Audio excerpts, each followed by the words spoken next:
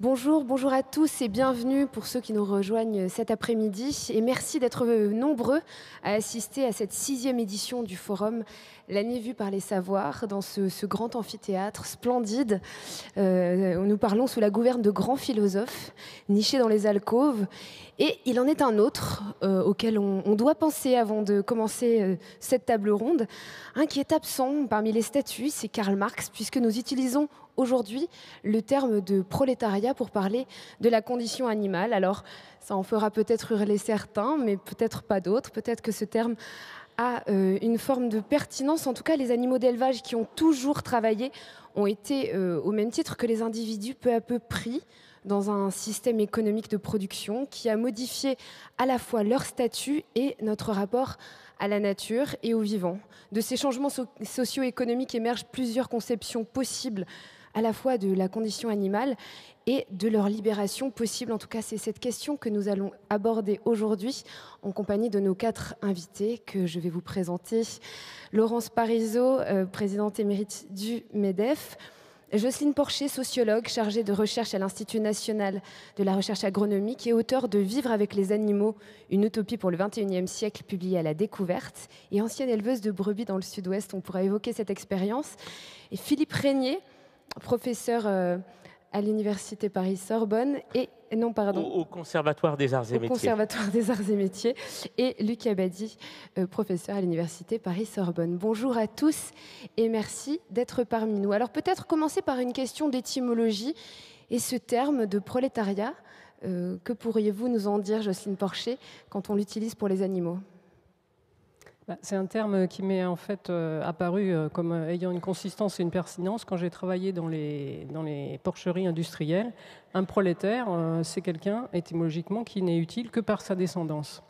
Et quand on observe les animaux dans les systèmes industriels, effectivement, c'est ce qu'on voit. Une truie, une vache n'ont de valeur que par leur capacité à se multiplier et à produire des animaux. Donc il y a déjà ce côté-là. Et puis, dans les systèmes industriels, il y a toute l'artillerie industrielle qui enrôle les animaux dans un objectif productif puissant et qui mobilise les humains et les animaux dans un process de production toujours plus rapide, toujours plus prenant. Alors, c'est celui qui génère la plus-value. Oui, on revient sur cette question. Oui, tout à fait. Oui. L'animal est pris dans ce système, tout comme l'individu. Et vous faites cette analogie qui concerne à la fois la condition, mais aussi le travail. Oui, parce que ce qui apparaît dans ces systèmes industriels, c'est la place des animaux comme travailleurs, en fait. C'est comme travailleurs, alors prolétaires du fait de leur statut, parce qu'il y a une différence, par exemple, entre la place de l'animal dans les systèmes industriels et son statut de prolétaire et la place de l'animal en élevage, où là, il n'a pas un statut de prolétaire, mais il a quand même un statut d'animal au travail. Donc, il y a une différence entre élever les animaux et leur donner un statut dans le travail et produire des animaux, et dans ce cas-là, réduire le statut de l'animal à sa condition prolétaire, qui fait que quand on est dans les systèmes industriels, on voit bien que la condition animale et la condition humaine, c'est une seule et même condition, celle du travailleur aliéné, exploité. Philippe Régnier, vous êtes spécialiste du droit animalier. Qu'est-ce que vous pourriez dire de l'histoire des luttes pour la condition animale ? D'abord, je voudrais quand même revenir sur un point. Prolétariat animal, l'expression est plus que curieuse. Certes, étymologiquement même, le prolétaire, c'est celui qui donne en quelque sorte sa progéniture, mais politiquement, le prolétaire, c'est celui qui n'a que ses bras pour travailler. Je le rappelle quand même, le prolétariat, il n'existe qu'avec le 19e siècle, qu'avec la révolution industrielle. Il suppose un système qui est le système du salaire. Il suppose aussi un chômage, car il n'y a pas de prolétariat sans chômage, et je rappelle que les chômeurs font partie politiquement du prolétariat. Donc c'est un concept strictement humain. L'appliquer aux animaux, c'est un anthropomorphisme. Donc je suis quand même très surpris. Et quel est d'ailleurs le travail que fournissent aujourd'hui les animaux ? Au XIXe siècle, on pourrait tenter la comparaison. Quand on avait des animaux, effectivement, dont la force de travail était utilisée. Mais ce n'est plus le cas aujourd'hui. La mécanisation a fait disparaître les bœufs, les chevaux de trait et pratiquement toute la force animale.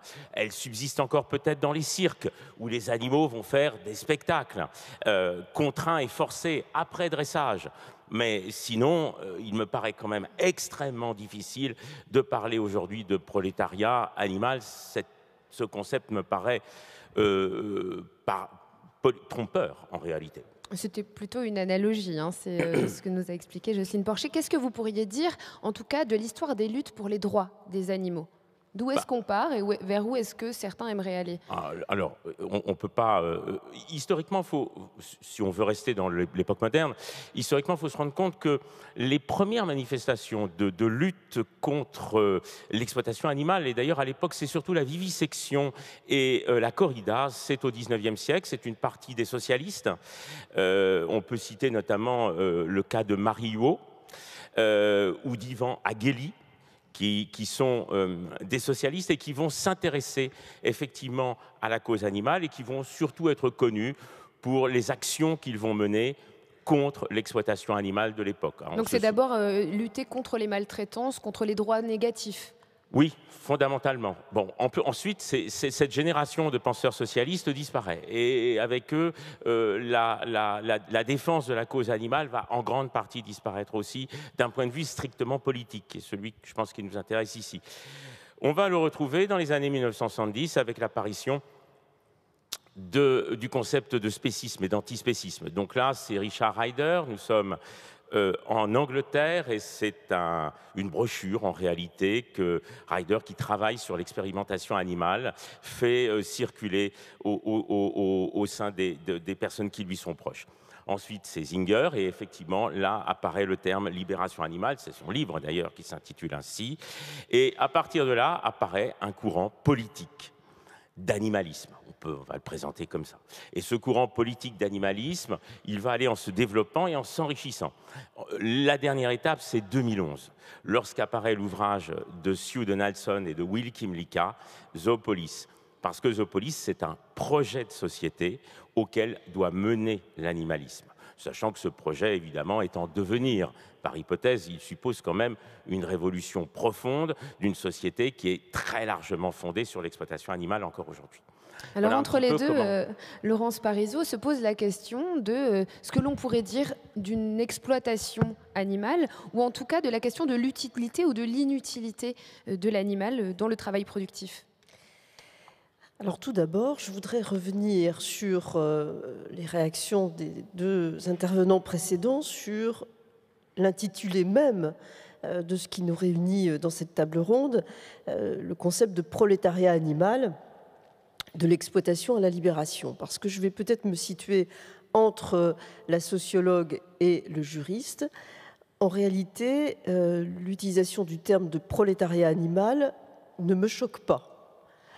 Moi qui suis censée ici représenter le capitalisme, ça ne me choque pas parce que j'estime effectivement que quelle que soit l'étymologie qu'on aille chercher, que ce soit l'étymologie première ou bien la définition issue du XIXe siècle, il est évident que dans le système économique actuel, ou le système économique capitaliste, mais même dans les pays qui ne sont pas capitalistes, il y a une exploitation de l'animal qui se traduit par un asservissement et on est, je crois que l'analogie qu'il faudrait utiliser est plutôt celle de l'esclavagisme, parce que c'est bien de ça dont il s'agit.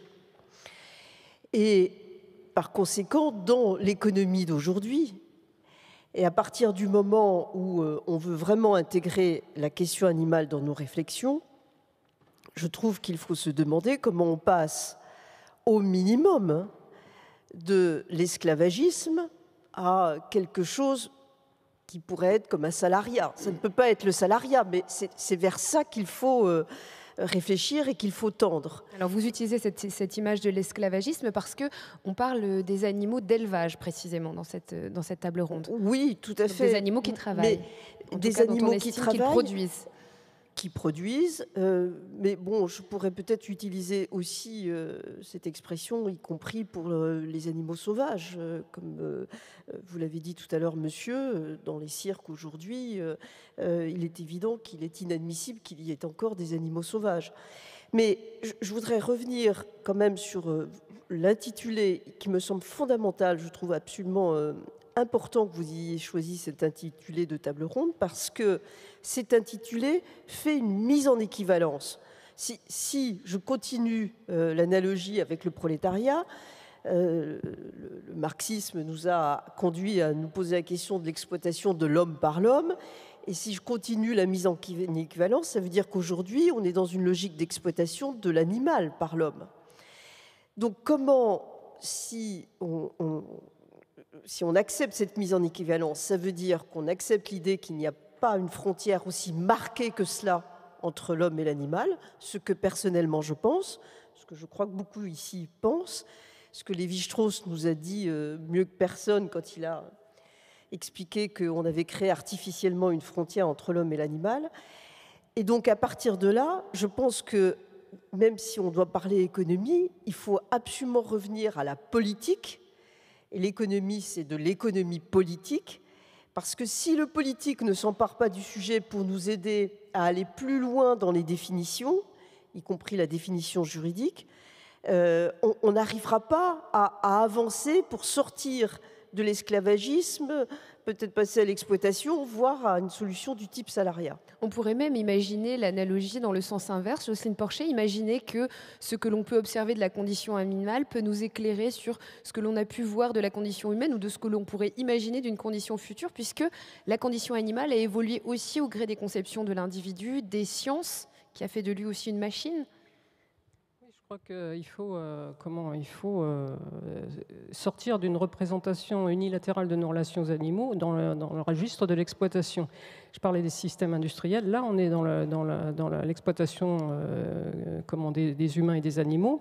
Mais il y a d'autres relations de travail avec les animaux. Je fais référence à l'élevage, puisqu'on parle des animaux de ferme, où on n'est pas du tout dans le registre de l'exploitation. On est dans un registre de relations historiques, multimillénaires avec les animaux, qui n'a rien à voir avec l'esclavage, parce que la référence à l'esclavage me paraît tout à fait, alors là par contre, peu éclairante, parce que les esclaves, c'est des humains.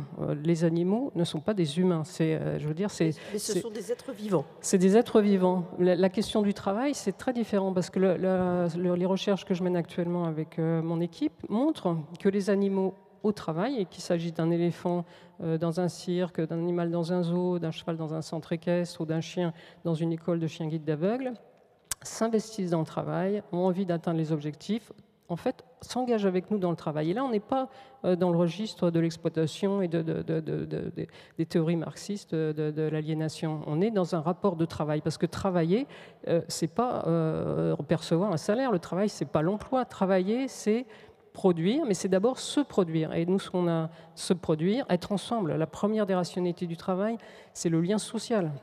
Et ce qu'on a remarqué dans nos recherches, c'est qu'il y a une centralité du travail pour les animaux domestiques. Et moi, ce que je souligne, c'est que les rapports de domestication avec les animaux, ils sont construits par le travail.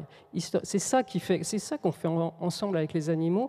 On travaille. Et parce que, justement, travailler, c'est pas que produire, c'est vivre ensemble. C'est vivre ensemble, faire des choses ensemble. Et les animaux, qu'il s'agisse d'un cheval dans un centre équestre ou ils sont, par exemple, des chiens de berger. Moi, j'ai été bergère, des brebis. Voilà, ils sont engagés avec nous dans le travail. Ils trouvent un intérêt. C'est pour ça qu'on vit ensemble depuis 10 000 ans. Parce que les animaux ont un intérêt à vivre avec nous. Et là, on n'est pas du tout dans le registre de l'exploitation, on est dans le registre de la construction d'une vie ensemble, plus facile avec les animaux que sans eux. C'est pour ça qu'on vit avec les animaux. La vie est plus belle et plus facile avec les animaux que sans eux. Après, c'est vrai que le capitalisme industriel a mis la main sur les animaux au XIXe siècle. Alors, je passe sur le fait qu'on vit dans des rapports de façon de force, de domination, des rapports sociaux qui sont fondés sur la domination des uns sur les autres, en dehors même du capitalisme. Et le capitalisme a vraiment construit un rapport d'exploitation aux animaux en disant que le rapport des animaux Ce qui comptait pour nous du point de vue de nos relations aux animaux, c'était le profit qu'ils pouvaient dégager. Ça, c'est les apports de la le zootechnie. capitalisme que le marxisme. Hein. Dans la théorie économique néoclassique ou dans la théorie marxiste, la façon dont on traite l'animal, c'est absolument identique. C'est un stock qu'on utilise, qu'on prélève autant qu'on veut. Ce que je veux dire par là, moi je pense qu'il faut modifier le capitalisme à bien des égards. Et je peux vous dire que quand j'étais présidente du MEDEF, j'ai tout fait pour contribuer à éliminer ce qu'il y avait de plus insupportable dans le capitalisme. Mais ce n'est pas le capitalisme en soi, c'est certains aspects du capitalisme qu'il faut réorienter, y compris pour traiter la question animale. Luc Abadie, sur la question justement des systèmes économiques, en tout cas, on a compris que les animaux, au même titre que les individus, avaient été pris dans un système global avec de nouveaux enjeux. Et les nombreux enjeux sont aussi politiques, Laurence Parisot y faisait allusion, et notamment écologiques aussi, puisque la question de l'élevage, elle est prise dans des questions politiques plus larges qui touchent des questions écologiques. Oui, absolument. Pardon. Alors déjà, il faut peut-être définir ce que c'est un animal pour un écologue, puisque je suis écologue. Un animal, c'est un élément dans un système de relations avec d'autres organismes vivants qui sont extrêmement différents les uns des autres, des végétaux, des micro-organismes. Donc, il y a un statut finalement qui est extrêmement variable de l'animal selon le système que l'on va considérer. Et donc, si on en arrive à un système artificiel qui est construit par l'homme, qui est le système d'élevage, il faut une manière d'essayer de comprendre finalement ce que signifie l'élevage sur le plan écologique, c'est de voir finalement ce qui a changé par rapport à la situation spontanée qu'on qualifie souvent de naturelle. Naturel, on ne sait plus très bien ce que ça veut dire aujourd'hui, mais en tout cas une situation spontanée où l'organisme s'insère dans ce réseau de relations. Alors, dans l'élevage, qu'est-ce qui change par rapport à une situation naturelle?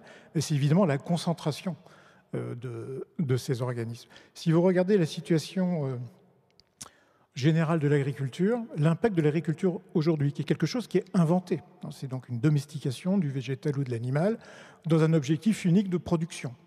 Un animal ou un végétal, dans un écosystème, il fonctionne en termes de production, mais il est inséré dans un ensemble de réseaux de relations.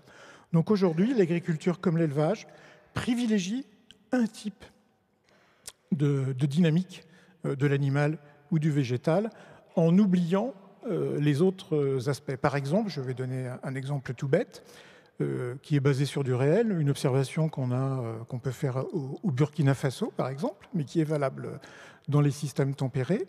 Selon la nature d'un herbivore dans une prairie, la nature, c'est le type d'animal, mais aussi la fréquentation, combien il y en a, est-ce qu'ils sont là 1 heure par jour, 10 heures par jour. Vous changez la totalité de la végétation. On va passer avec des variations d'équilibre entre végétaux ligneux, donc les arbres, végétaux herbacés. Donc vous vous dites, OK, on change la végétation, mais derrière, vous changez complètement la question du cycle du carbone, par exemple. Vous changez la question du cycle de l'azote. Et on arrive à des choses qui sont absolument extraordinaires. L'herbivore, donc l'animal d'élevage en l'occurrence, devient un espèce de déterminant de la nature même du système.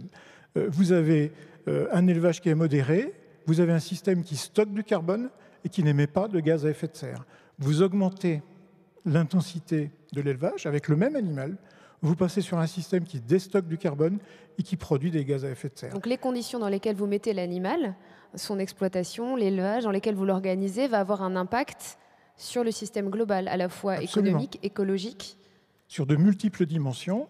Bon, par exemple, dans les grands débats aujourd'hui sur l'élevage et sur les perspectives de développement d'élevage, il y a la fameuse question des gaz à effet de serre.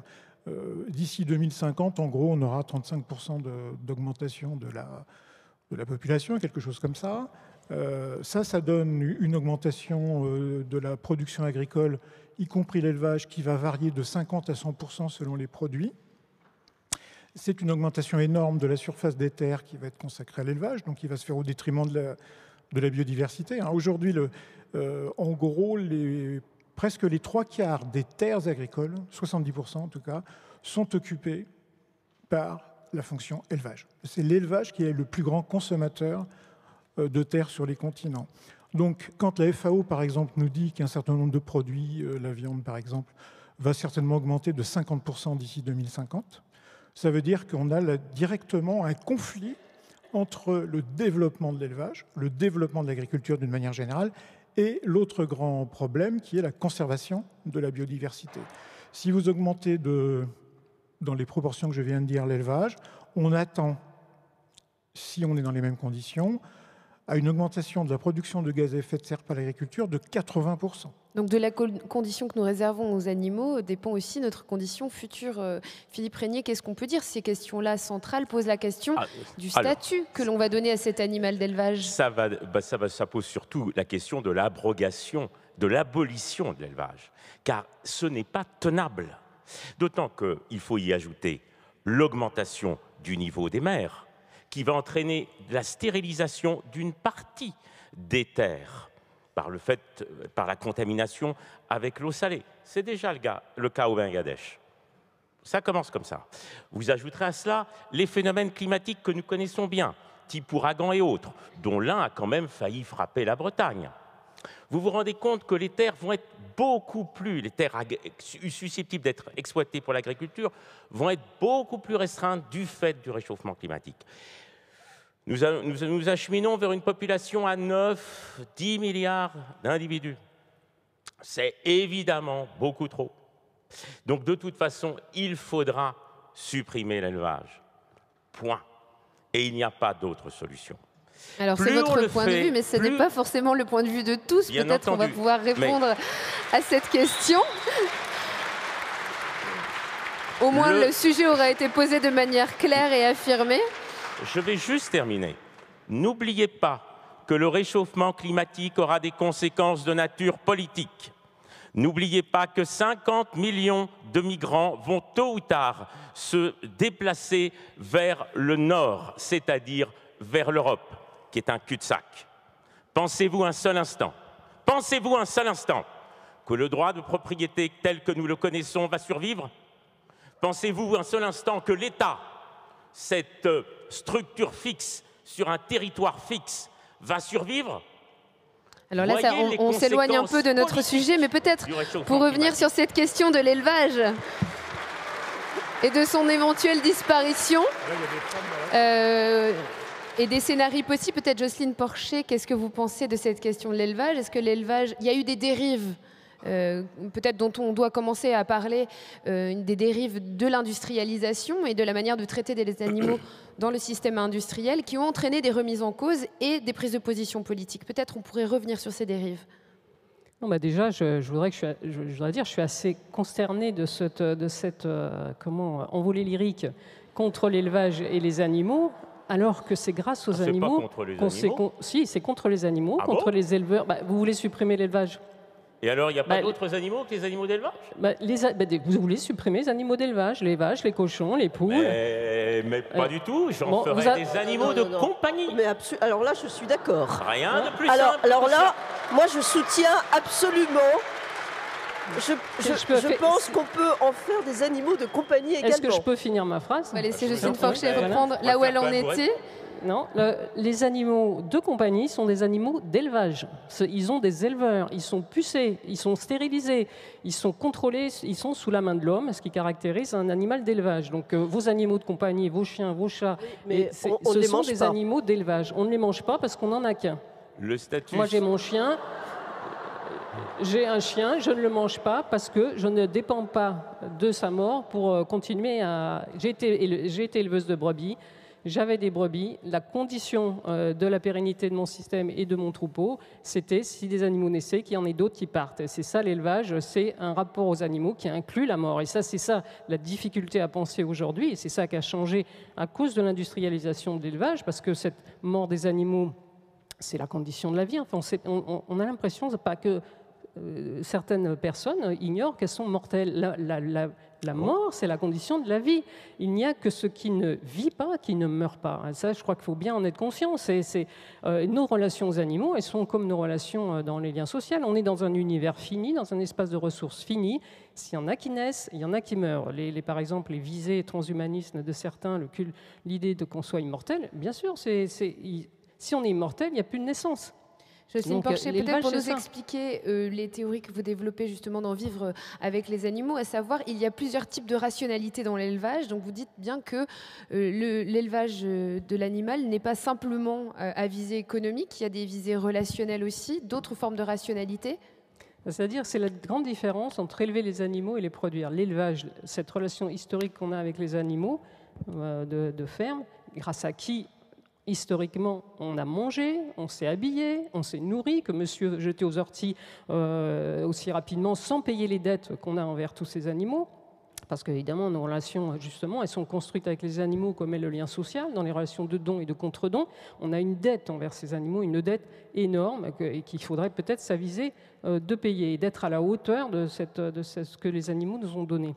Peut-être expliquer d'où émergent ces critiques, parce que ces critiques, elles viennent des dérives qu'on a pu connaître, à savoir des animaux assimilés historiquement à des machines, à des outils de production. Oui, mais parce qu'il y a l'élevage, donc ce rapport historique aux animaux, au XIXe siècle, la naissance de l'industrie, d'un rapport industriel aux animaux qui est en fait des machines animales, ce que je disais tout à l'heure.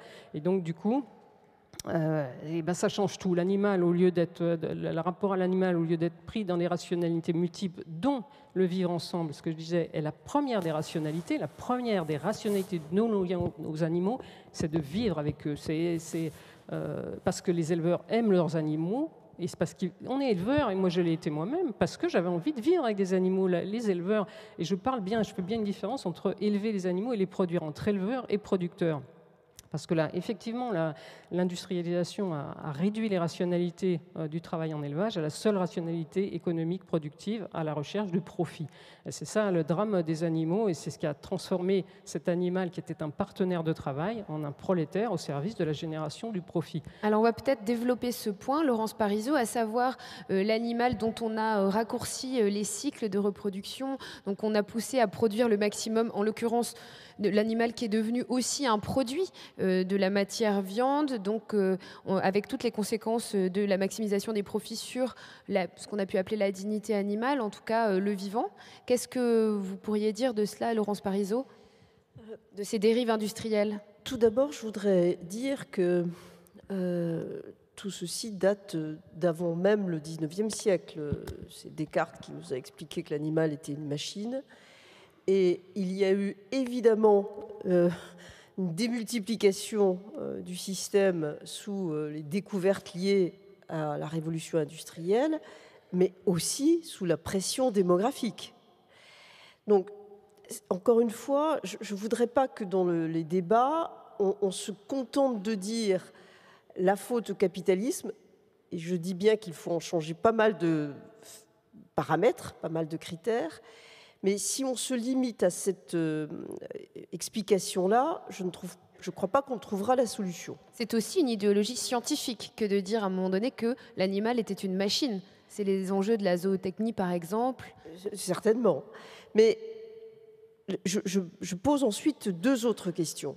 La première, et je n'ai pas, moi, aujourd'hui, la réponse, c'est allons-nous ou devons-nous aller vers une nourriture purement végane? C'est une vraie question. Personnellement, je ne suis pas totalement végane, mais je peux dire honnêtement que je le suis tous les jours un tout petit peu plus.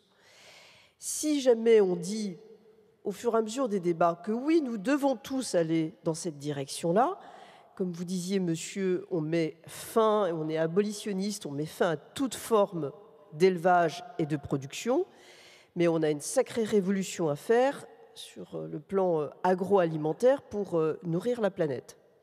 Si on ne dit pas, OK, on essaye d'être tout de suite tous véganes, il faut au minimum, et ça, moi, c'est mon combat immédiat, il faut au minimum introduire dans les exigences, notamment en matière de responsabilité sociale et environnementale, qu'il convient pour s'assurer qu'on fasse vraiment évoluer nos modes de production, parce que tels qu'ils sont dans beaucoup de cas aujourd'hui, ils sont tout simplement inacceptables. J'en profite, je ne sais pas si ça a été dit déjà dans les débats qui ont eu lieu depuis ce matin, mais je voudrais saluer le travail d'une association comme celle de L214, qui a permis à beaucoup de découvrir la réalité insupportable, Ils sont dans la salle. inacceptable des laboratoires et des abattoirs, dans certains cas, en France. Donc moi, je pense qu'il faut d'abord qu'on se demande comment on fait pour pousser les entreprises concernées par le sujet à aller beaucoup plus loin, pas simplement pour dire je lutte contre la souffrance animale, pour aller le plus loin possible dans la bonne traitance animale. Mais une fois qu'on a dit ça, je ne suis pas sûre que ça soit suffisant. Luc Abadie, peut-être reprendre ce qu'il s'est passé, ce qui a mené justement à ces souffrances aussi. Vous avez parlé de la concentration géographique tout à l'heure et de la manière dont s'est développée l'agriculture et l'élevage en France et dans l'ensemble des territoires européens. Peut-être revenir sur cette question-là de la concentration et finalement sur l'hypothèse d'une réintégration aussi de l'élevage vers des zones rurales. Oui, du coup, ça me permettra de réagir, de revenir sur le débat pour ou contre l'élevage. Finalement, faut-il arrêter l'élevage ? Il est indiscutable sur le plan de la théorie écologique qu'en termes d'impact, une nourriture à partir d'un animal est beaucoup plus forte, l'empreinte est beaucoup plus forte que sur une nourriture végétale. Ça, c'est une règle écologique absolue. À chaque fois qu'on passe d'un réseau, d'un niveau trophique à un autre, comme on dit, vous passez de l'herbivore au carnivore, et puis du carnivore au prédateur, et ainsi de suite, vous prenez à chaque fois dans la tête, si j'ose dire, un facteur 5 à 10 en termes d'efficacité. Donc c'est clair qu'en termes d'impact environnemental, l'animal, il a un impact beaucoup plus fort que la plante, et par conséquent, effectivement, un changement de régime alimentaire qui est plus végétarien, c'est absolument pas négligeable sur le plan du futur du changement climatique. Ceci dit, l'herbivore, encore une fois, c'est un élément d'un écosystème. Il a des impacts sur un tas de choses.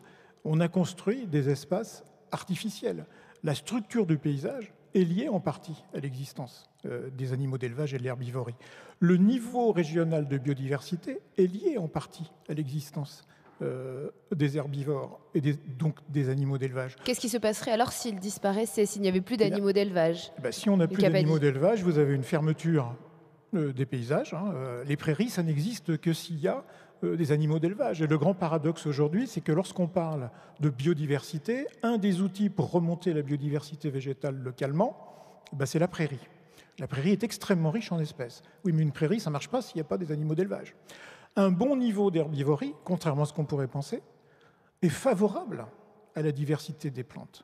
Parce que si vous avez un herbivore, qu'est-ce que ça veut dire un herbivore ? Ça veut dire qu'il prélève des végétaux. Donc chaque végétal pousse un peu moins. Donc il est moins compétitif. Donc ça permet une plus grande coexistence d'espèces. Donc la bonne pression d'herbivorie est un outil pour maximiser la biodiversité végétale. Si vous supprimez l'herbivore ou si vous faites du surpâturage, vous diminuez la diversité végétale. Donc ce que je veux dire, c'est que le statut de l'animal, son côté bénéfique ou pas, varie effectivement en fonction des points de vue, mais il varie aussi en fonction de la place de l'organisme dans le système. Donc de la disposition absolument. Géographique. Et donc de la disposition géographique au sens où, si vous voulez, l'hétérogénéité d'un paysage qui est générée par les activités animales est une clé également de la biodiversité. Mais même sur le mètre carré, le fait qu'un herbivore soit là ou pas, dépose des urines ou pas, écrase un peu telle ou telle portion du sol, génère de l'hétérogénéité de l'environnement et donc est favorable à la question de la biodiversité. Ça permet la coexistence. Donc je pense que la question, c'est plutôt la diversité des situations et l'intensité des processus plutôt que élevage ou pas. Philippe Régnier, on vous avait entendu pousser ce cri tout à l'heure. Alors on voit que justement la question de la condition animale, elle soulève des questions politiques, elle soulève des questions éthiques, des questions morales, mais elle soulève aussi des questions scientifiques et des questions écologiques. Alors que dire de la disparition de l'élevage quand on entend ce que dit Luc Abadie, des conséquences aussi environnementales, écologiques ? Bon, quand même, parce que c'est tout un système. Rappelez que l'abolition de l'élevage va prendre un certain temps, que par conséquent, on ne va pas euthanasier les animaux d'élevage, qu'il faudrait transformer les fermes en refuges ou en sanctuaires, qu'on trouve encore donc des animaux, qu'on va en trouver pendant encore très longtemps, notamment parce que ces animaux, en théorie, ont aussi un droit à la reproduction sexuelle. Donc on se rend bien compte qu'on ne va pas se débarrasser des animaux domestiques comme cela, loin de là. Et il y en aura toujours. Vous évoquez un droit à la reproduction sexuelle Ça des fait animaux. Alors partie- peut-être vous pourriez nous faire la liste, en tout cas nous expliquer quelles sont les grandes idées des devoirs que nous aurions envers les animaux, puisque D'abord, il faudrait ils effectivement... font partie des discussions. Voilà, il faut ici présenter peut-être le projet de société qui est l'aboutissement de l'animalisme, en tout cas en l'état. Le projet animaliste. Qui est résumé par l'ouvrage de Sue Donaldson et de Will Kimlicka, dont j'ai parlé tout à l'heure, qui s'appelle Zoopolis. Dans ce système, il y a 3 catégories d'animaux et non pas 2. Il y a évidemment les animaux domestiques, il y a aussi les animaux sauvages, dans la nature sauvage, et il y a des animaux qui vivent déjà avec nous, qui vivent dans les villes, qui vivent à côté de nous et qu'on appelle, depuis Donaldson et Kimlicka, des animaux liminaires. Donc, si l'on arrête l'élevage, et cela évidemment se fera très progressivement malgré tout, eh bien, si on arrête l'élevage, on ne diminue pas pour autant le nombre d'animaux. Quant aux animaux liminaires, que sont-ils? Eh bien, vous les connaissez parce que vous les voyez tous les jours, mais peut-être sans les remarquer. Vous trouverez là-dedans les rats, les pigeons d'ailleurs dont certains viennent des campagnes, comme les pigeons ramiers qui viennent maintenant s'installer à Paris. Vous trouverez des lapins de Garenne, vous trouverez un grand nombre de lapins de Garenne devant le jardin, dans le jardin, qui se trouve sur la façade nord des Invalides. Voyez-vous, donc des animaux, nous vivons déjà avec eux et nous vivons parmi eux. Ça, c'est un point qui me paraît important de souligner. Sur la question des droits et des devoirs. J'y arrive donc justement. Les droits que nous pouvons reconnaître dans les sociétés humaines, aux animaux dépend donc de leur statut. Et c'est évidemment pour les animaux domestiques, ce que proposent Donaldson et Kimlicka, c'est un statut de concitoyenneté. Dans ce qui concerne les animaux sauvages, c'est une souveraineté pour éviter justement ce que décrivait mon voisin, et collègue, c'est-à-dire la disparition des habitats naturels, la destruction des habitats naturels qui entraîne plus sûrement que tout le reste, qui est la cause majeure, avec quand même le réchauffement climatique qui fait bouger aussi les animaux, de la 6e extinction de masse qui est en cours. Je rappelle quand même que le contexte, c'est ça, c'est de toute façon, au rythme où nous partons, nous n'aurons plus d'animaux sauvages. Et il est probablement déjà trop tard pour les sauver. Donc il va rester les animaux liminaires et à eux, il faut accorder un statut. On propose, en tout cas, Donaldson et Kimlicka propose d'accorder un statut de résident, c'est-à-dire un droit à être là, un droit à ne pas être massacré, déplacé pour des raisons, parce que voilà... des droits négatifs et des droits positifs aussi. Alors pour la concitoyenneté, il y a évidemment des droits positifs qui peuvent... C'est une concitoyenneté qui, évidemment, repose sur une analyse étendue de cette notion que font Donaldson et Kimlicka, et notamment qui disent bien que cette concitoyenneté va se faire par des intermédiaires humains, et notamment pour les animaux de compagnie, ce sont précisément les personnes qui vivent avec eux. Laurence Parisot. Je pense que le livre que vous venez d'évoquer est un livre effectivement très important, mais moi je voudrais bien aussi qu'on parle de ici et maintenant en France. Et ici et maintenant en France, on n'est pas en avance. Et comparé à plusieurs pays européens notamment, je trouve que la France n'a pas vraiment à se glorifier sur la façon dont elle aborde la question animale. Quand, en 2015, on a eu enfin une avancée qui permettait de dire dans le Code civil que les animaux étaient des êtres sensibles, néanmoins, il est bien précisé qu'ils sont soumis, sauf cas particulier, au régime des biens. Donc, excusez-moi, mais à partir du moment où c'est sous le régime des biens, on se rapproche quand même de l'esclavagisme, d'une certaine façon. En tout cas, de l'objet. C'est un objet dont toute personne peut éventuellement être propriétaire. Et à partir de là, on a du mal à vraiment faire des pas très significatifs. Quand on pose le problème comme aujourd'hui sous l'angle économique ne concerne pas simplement la question de l'élevage. j'ai fait une tribune dans Le Monde il y a peu de temps contre la chasse à courre. Je trouve invraisemblable qu'au jour d'aujourd'hui, en France, la chasse à courre soit encore autorisée. Parmi les arguments, merci, parce qu'il faut vraiment demander l'abolition de la chasse à courre, c'est évident. Mais parmi les arguments qui me sont opposés, il y a des arguments économiques, figurez-vous, sous prétexte que les locations de forêts permettent aussi l'entretien des forêts. Donc les locations de forêts par les différents veneurs permettent l'entretien des forêts. Tout ceci n'est pas nouveau. Les chasseurs aussi ont des arguments ils ont qui des concernent arguments aussi la biodiversité. Ils ont des arguments, oui, alors là on est sur la question économique. Ils ont des arguments de biodiversité, ils ont aussi des arguments effectivement économiques. Notamment parce qu'ils permettent d'alimenter le financement de l'Office national de la chasse. Et vous, au MEDEF, vous avez été confronté justement à ce discours-là aussi de la part des chasseurs. Absolument, mais tout ceci est un non-sens économique, ça n'a aucune valeur ajoutée. Donc, je m'adresse aussi aux juristes, il faut absolument faire pression sur le politique, et permettez-moi de dire, je pense qu'il faut créer même un rapport de force politique pour demander un changement des statuts juridiques de l'animal en France, et que cette définition du Code civil ne va pas assez loin. Et si, enfin, nous avons un vrai changement du statut juridique, y compris pour reprendre ce que disent les auteurs de Zoopolis, à ce moment-là, on pourra aussi faire bouger la théorie économique et la pratique économique. Là, il y a un lien très clair, politique, juridique, économique. Jocelyne Porcher, on va revenir à vous, votre conception qui est assez différente de la conception que l'on vient d'entendre animaliste. Vous proposez une manière de vivre ensemble et une coopération entre l'homme et l'animal, avec cette idée sous-tendue que le travail peut être aliénant, mais il peut être aussi libérateur, émancipateur. Oui, je pense que entre le livre de Zoopolis et Vivre avec les animaux, qui est mon ouvrage, c'est écrit d'ailleurs à la même époque, en 2011, il y a une même recherche de comment vivre avec les animaux intelligemment, en les respectant et dans une société pacifiée.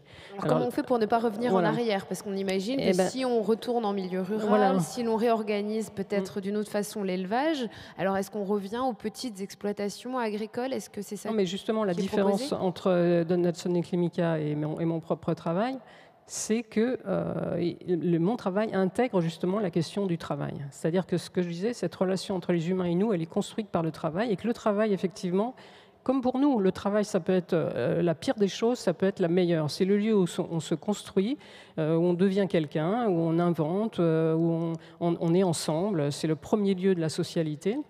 C'est central pour l'identité psychique, comme le disent les psychanalyses du travail. Et c'est ce qu'on a montré dans le cadre avec mon équipe, c'est que c'est central pour les animaux. Et donc oui, effectivement, par exemple, là, je fais une étude avec les chevaux, quand les chevaux sont engagés dans le travail, mais ça leur plaît. C'est un chien de berger, et moi j'étais bergère, le chien de berger, voilà, on commence la journée, il est tout content. Les brebis, pareil, les brebis, vous rentrez dans la bergerie, elles s'ébrouent, allez, ça y est, la journée commence, on va faire la traite et tout ça.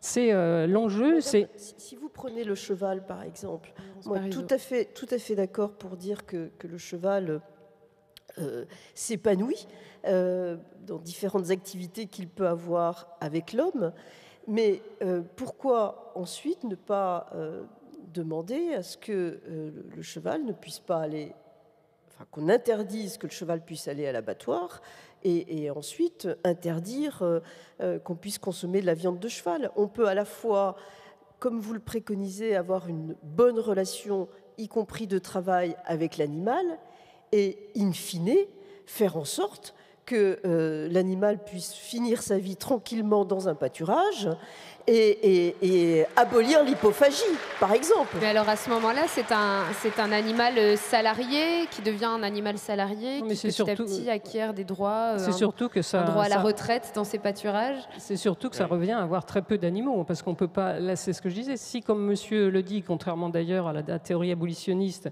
on garde le droit de reproduction aux animaux, ben on aura, c'est l'élevage.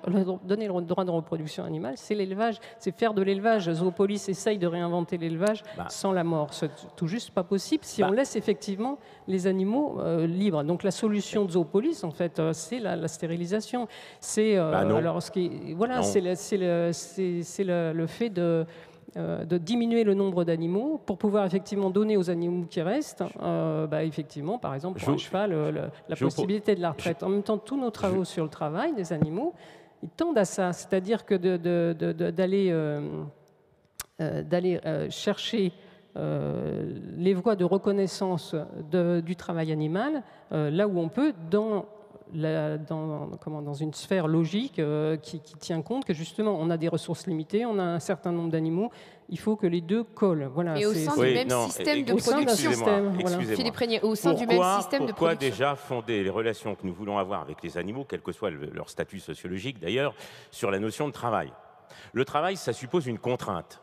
Vous n'avez pas remarqué, ça suppose pas du tout une contrainte. Tous ici, vous travaillez, je suppose. Non. Si, madame. Non, ça ne suppose pas. On n'a pas la même définition du travail. Nous n'avons pas la même définition du travail. Comme vous, d'ailleurs, je travaille. Donc, je fais faire court.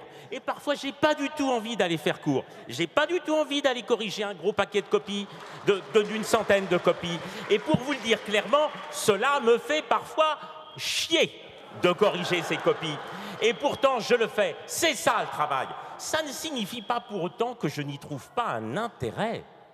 Je trouve effectivement un intérêt parfois à corriger mes copies et je trouve souvent un intérêt à faire court. Mais parfois, je préférerais faire autre chose. Eh bien oui, vous êtes comme un cheval. Vous êtes comme un cheval. Il y a des fois où le cheval, il ne veut pas travailler. Et à ce moment-là, son humain lui dit, écoute, on ne travaille pas. Imposer une telle contrainte aux animaux. C'est une contrainte qui les intéresse. C'est une contrainte qui leur... Il n'y a pas de contrainte qui intéresse qui que ce soit dès lors qu'il s'agit d'une contrainte. Si, le travail, c'est une articulation. Non. En tout cas, on voit là... Y compris la contrainte de suivre votre cours, professeur, peut parfois être très intéressante. Eh bien, figurez-vous qu'on n'est pas obligé d'assister à mon cours. Oui, mais c'est quand même une contrainte qui est stimulante. En tout cas, ça dépend. En tout cas, on a là deux conceptions très différentes, celle de sortir d'un système d'élevage et celle d'imaginer de rester dans ce système en améliorant le bien-être de ceux qui y prennent part. Alors, est-ce qu'on peut imaginer une forme de libération à l'intérieur de ce système de production? Étant donné que de toute façon, il faut les tuer, les animaux, je ne vois pas comment on peut parler de libération. Quand même, rappelez l'élémentaire. On ne s'amuse pas à élever des animaux pour vivre avec eux.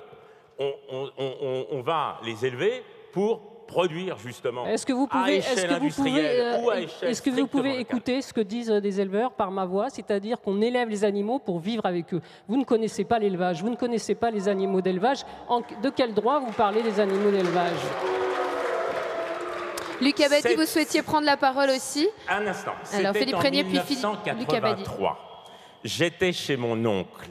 Il avait quelques lapins dans un clapier et il élevait ces lapins.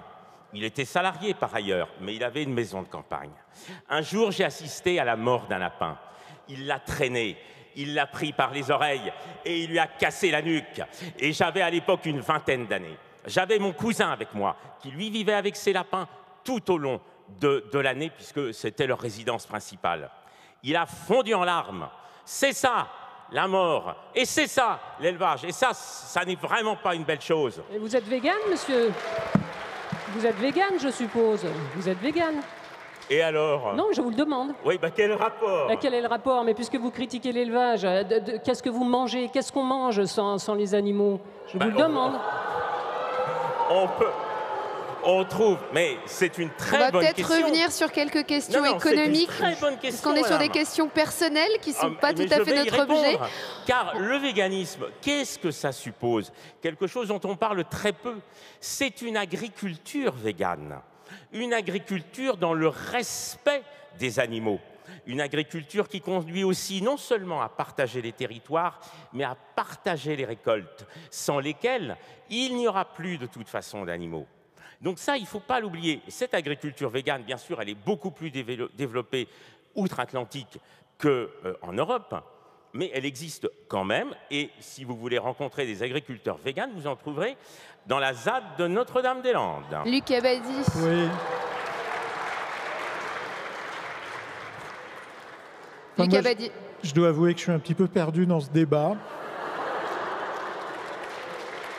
Je voudrais juste dire un petit truc ou deux. Dans une perspective évolutionniste, puisque vous avez employé le mot juste avant, il me semble que l'être humain a été sélectionné dans la durée en tant qu'omnivore. Il me semble que dans la nature, la prédation, c'est-à-dire tuer un animal pour nourrir un autre animal, c'est un truc assez classique, ça fait partie du monde naturel. Donc je me demande, derrière tout ça, s'il n'y a pas la question finalement de notre statut, nous en tant qu'être humain.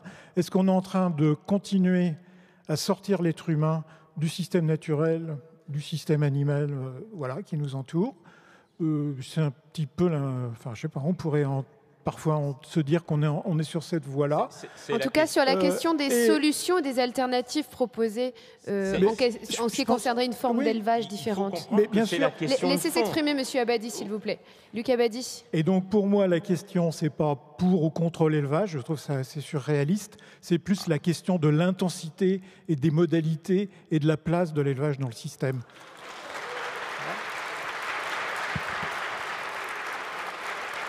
Luc Abadie, ça voudrait dire une implantation différente, une forme un essaimage justement ça veut dire, des lieux d'élevage. Un élevage qui est dispersé dans l'espace, évidemment faire des fermes de 1000 vaches ou je sais pas quoi, ou des élevages de canards qui viennent tous du même poussin, du même clone, qui sont ultra sensibles à n'importe quelle maladie, etc. Tout ça, c'est d'un débile achevé sur le plan écologique, on est d'accord, mais un élevage qui est diversifié, qui est localisé, qui est modéré, qui se fait effectivement dans des conditions proches du fonctionnement normal, entre guillemets, de ces animaux. Par exemple, on sait très bien que l'émission de gaz à effet de serre par un ruminant, on peut assez fortement le réduire simplement en changeant et en diversifiant précisément le mode d'alimentation du ruminant. Donc c'est une question quantitative et c'est une question de modalité pour moi. Ce n'est pas une question pour ou contre.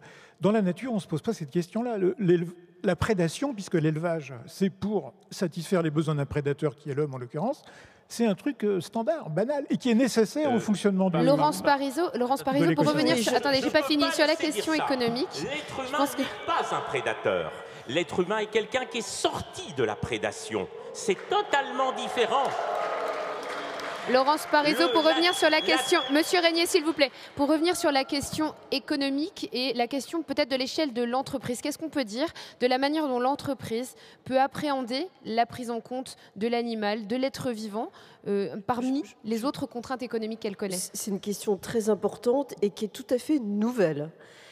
Beaucoup d'entreprises, si j'exclus les entreprises du secteur agroalimentaire, j'y reviendrai, mais beaucoup d'entreprises imaginent peu, jusqu'à présent, qu'elles ont à réfléchir sur le sujet, même si toutes les problématiques qu'elles sont en train d'intégrer liées au changement climatique les amènent aussi de plus en plus à se poser des questions sur la biodiversité. J'ai évoqué tout à l'heure les critères de responsabilité sociale et environnementale. Il commence tout doucement à y avoir dans ces critères des considérations liées au bien-être animal.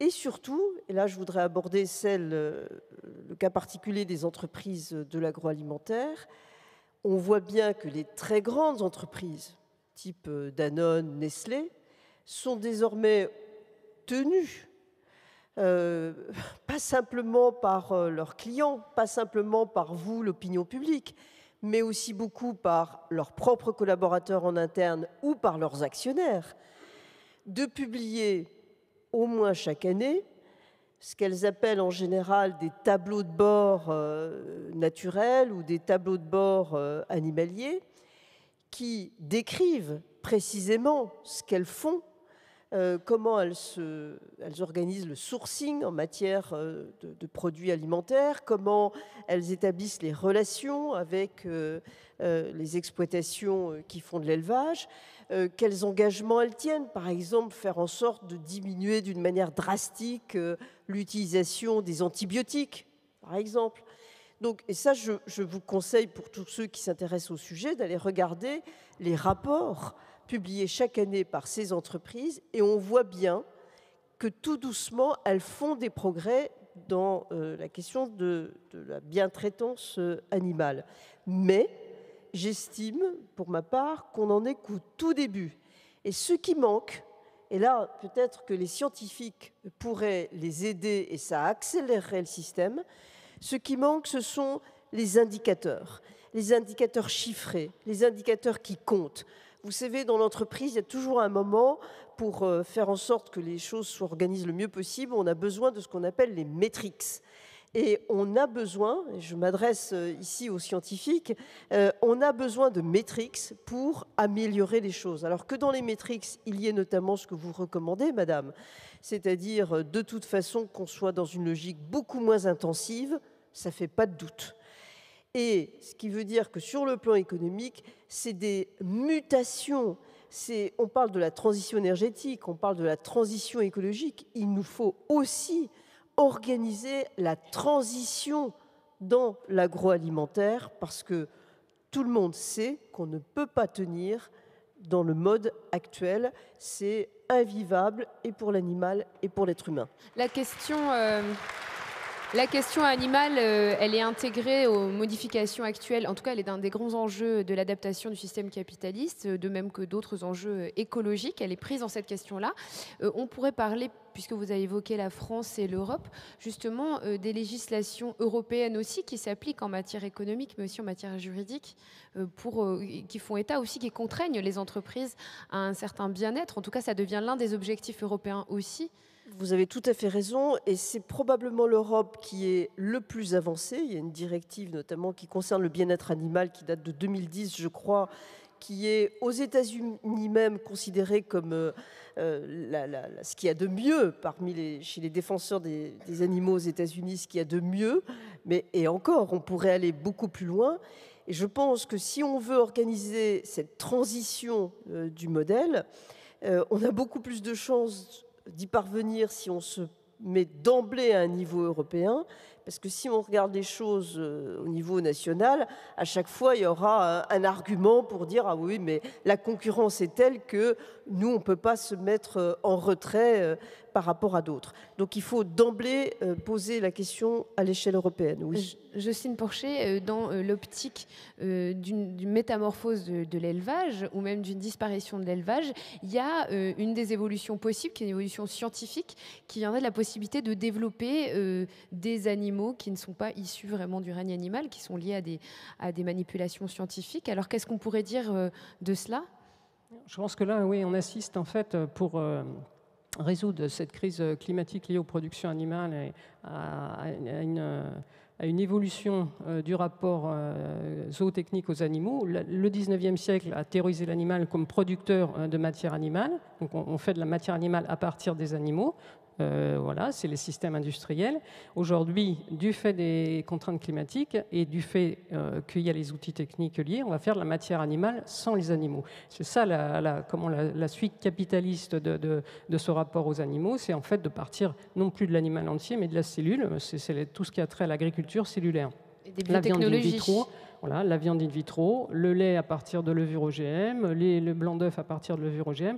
Donc en fait, depuis le 19e siècle et depuis cette prise en main du capitalisme sur les animaux, on constate une éviction des animaux du système productif, c'est-à-dire une éviction des animaux, des vrais animaux et leur prise en main comme prolétaires, justement, donc l'éviction de leur intelligence, l'éviction de l'affectivité, et puis maintenant on arrive à une éviction complète, effectivement, une agriculture sans élevage, celle que soutiennent les abolitionnistes et celle que soutiennent les startups de la Silicon Valley, c'est-à-dire voilà, une agriculture, et d'ailleurs une agriculture sans élevage, mais aussi même une agriculture sans plantes, parce que cette agriculture cellulaire, c'est aussi le remplacement de la graine par le fait, par exemple, de produire aussi des plantes à partir de la cellule. Donc là, on a une conjonction à la fois d'intérêts économiques, sortir du système industriel qui sont face à une impasse écologique et économiques, et puis des outils techniques, voilà, la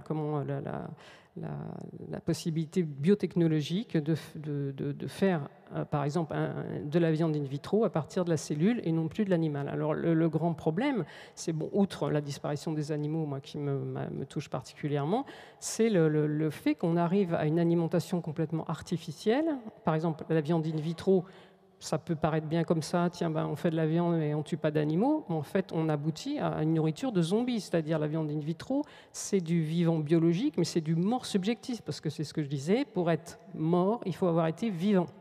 La viande in vitro, c'est du vivant sans la mort, autrement dit, c'est pas de la vie. Là où il n'y a pas de mort, il n'y a pas de vie. La vie et la mort, c'est les deux faces d'une même pièce. Donc c'est ça l'horizon,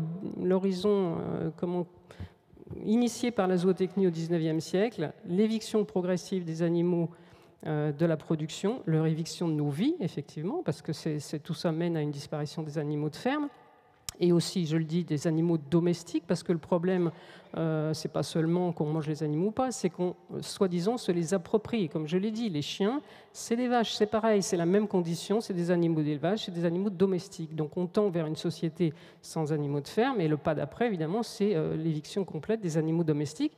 Par exemple, le chien va être remplacé par des robots. On est dans une société qui s'artificialise. Et voilà, et l'intelligence artificielle, on remplacera l'intelligence des animaux par la machine, et on remplace le vivant subjectif par la viande in vitro. Merci Jocelyne Porcher, merci Philippe Régnier, merci Laurence Parisot et merci Luc Abadi d'avoir accepté de faire ce débat. C'est la fin de notre débat. Merci d'y avoir participé.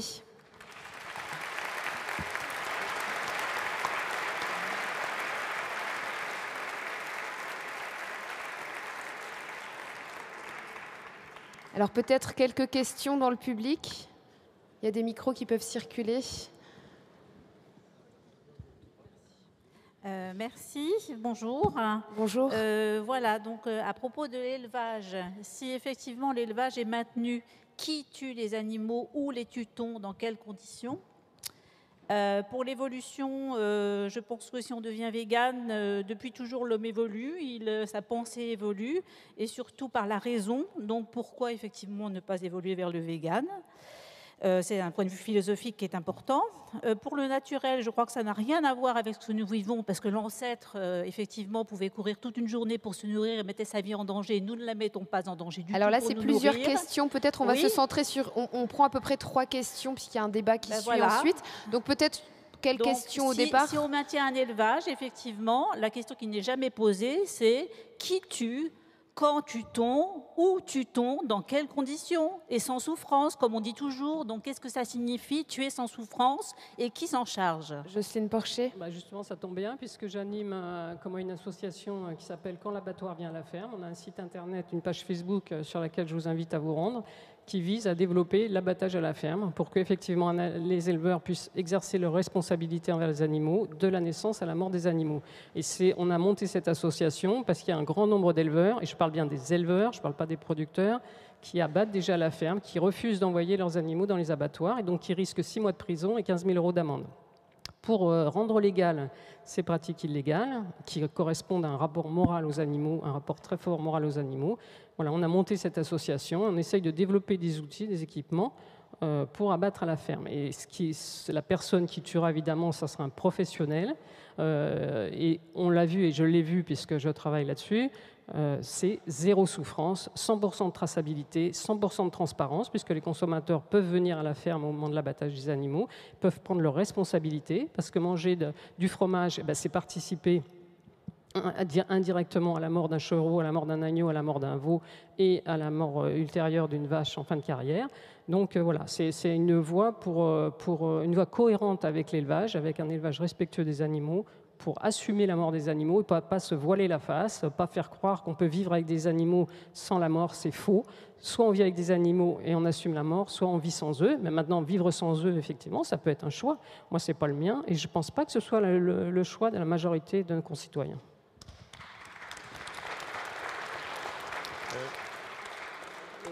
Il y a d'autres questions au milieu de la... Oui, il y a d'autres questions, vous allez pouvoir y répondre. Bon, je voulais quand même dire qu'il doit y avoir des contrôles sanitaires. Est-ce qu'il y a un micro qui peut circuler au milieu? Oui. Allez-y, je vous en prie. Oui, bonjour à tous. Donc ma question, ça serait, est-ce que c'est vraiment rendre service aux animaux de judiciariser leur cause, notamment depuis la loi de décembre 2017? Parce que leur attribuer des droits, c'est forcément leur imposer des devoirs par la suite.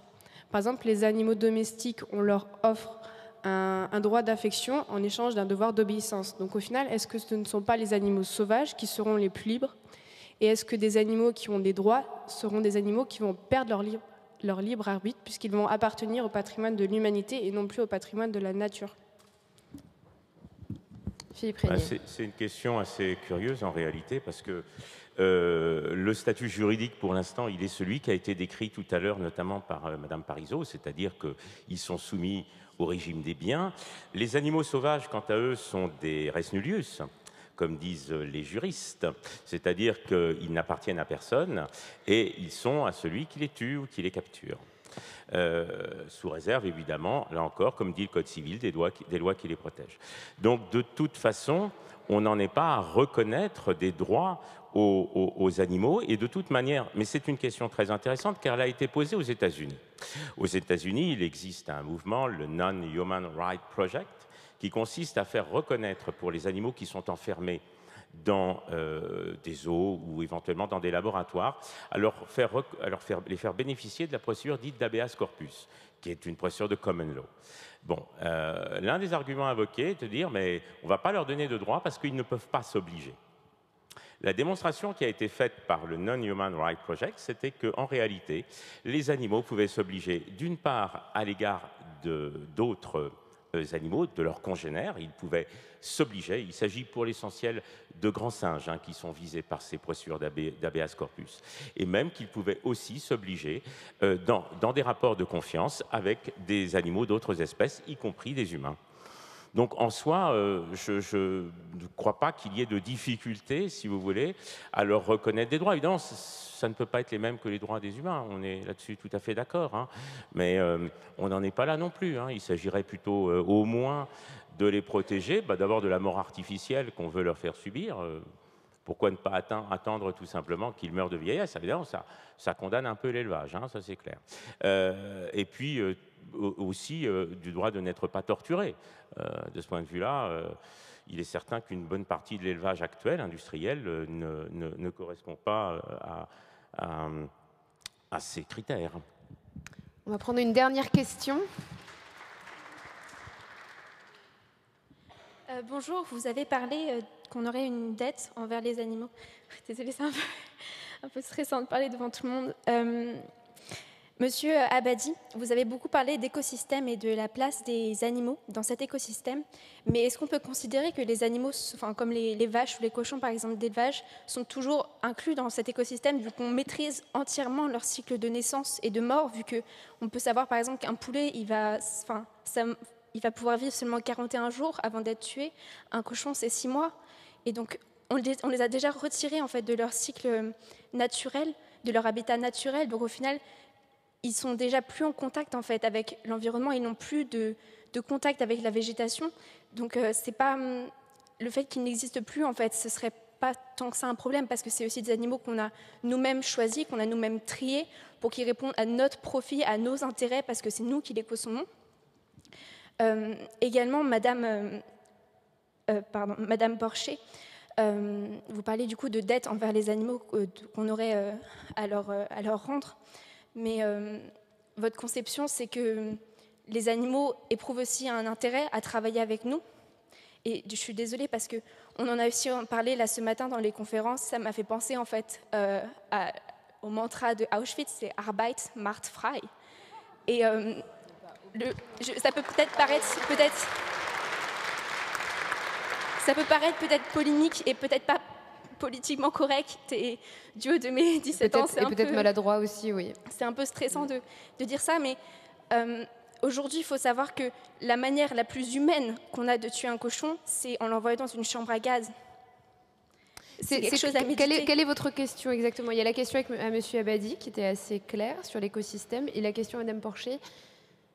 Ma question, c'est moralement, aujourd'hui, sachant que c'est pas économiquement viable, c'est pas écologiquement viable, c'est pas même d'un point de vue philosophique entier, c'est pas viable de tuer un animal pour sa propre consommation ou pour l'utiliser pour des loisirs. Qu'est-ce qui nous empêche, du coup, qu'est-ce qui vous empêche de devenir vegan et d'adopter un mode de vie plus sain et plus durable? Et il y a un documentaire qui s'appelle Royaume Pacifique qui retrace le parcours d'éleveurs qui vont choisir en fait d'arrêter d'exploiter des animaux. Et il y a notamment une éleveuse de brebis, exactement comme vous en fait, qui explique son parcours et comment est-ce qu'elle a arrêté de faire naître des bébés, parce que c'est ce qui va du coup permettre de réduire la population de son élevage.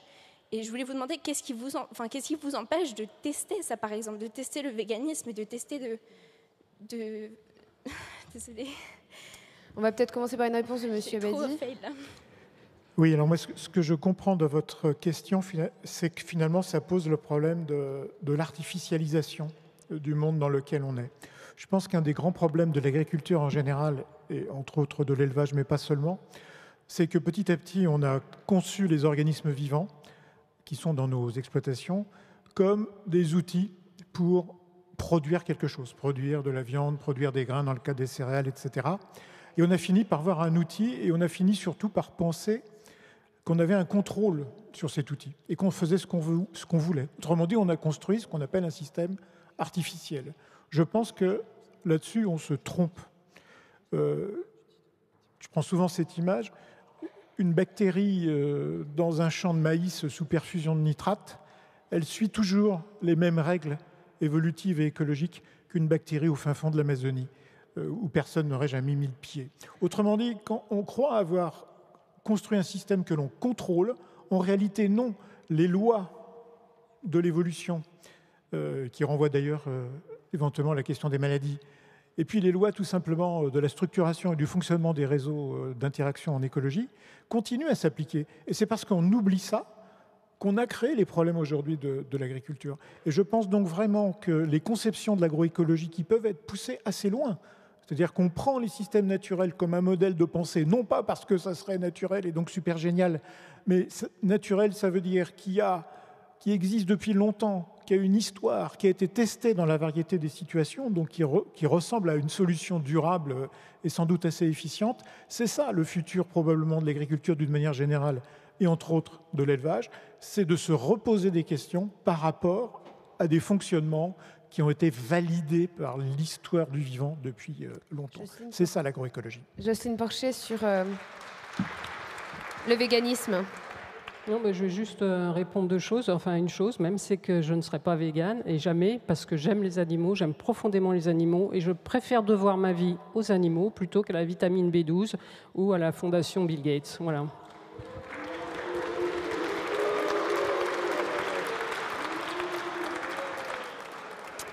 Merci. Je vous propose une petite pause de 10 minutes avant de retrouver la table ronde Science à la recherche des émotions animales animée par Nicolas Martin.